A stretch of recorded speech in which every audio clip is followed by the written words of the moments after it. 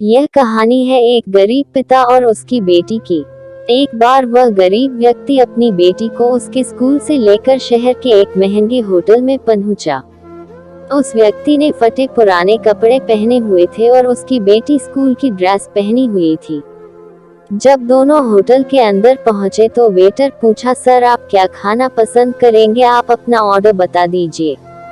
तब उस व्यक्ति ने कहा कि आप मेरे बेटी के लिए एक प्लेट पाव भाजी लेकर के आ जाइए बस।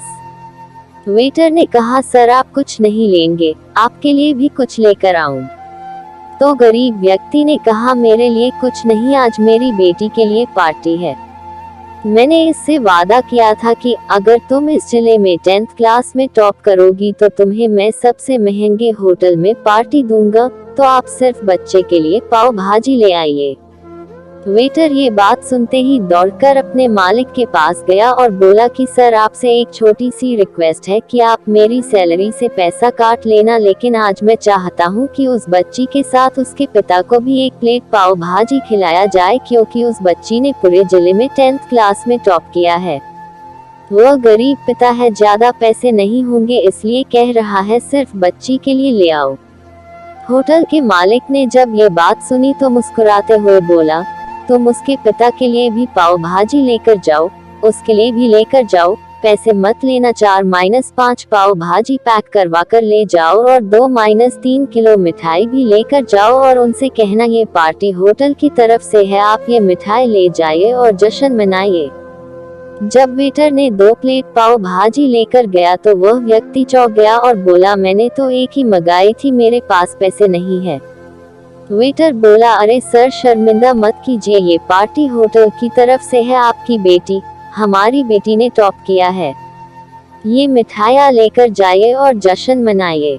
पिता और बेटी खुश हो गए और चले गए। कई साल बीत गए। उस गरीब पिता की लड़की अब यूपीएससी की तैयारी करके कलेक्टर बन चुकी थी और इत्तेफाक से उसी शहर में उसकी पोस्टिंग हुई थी। उस लड़की ने उस होटल में सूचना पहुंचा दी कि मैं उस होटल में लंच करने के लिए आ रही हूँ। होटल के मालिक ने जब ये सुना तो होटल को पूरी तरह से सजावा दिया।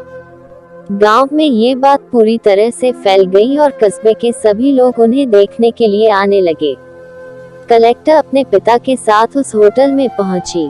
कलेक्टर ने होटल के मालिक से कहा कि शायद आप मुझे पहचाने नहीं, हम वही पिता पुत्री है जो कि हमारे 10th क्लास टॉप करने पर आपने मुझे पार्टी दी थी।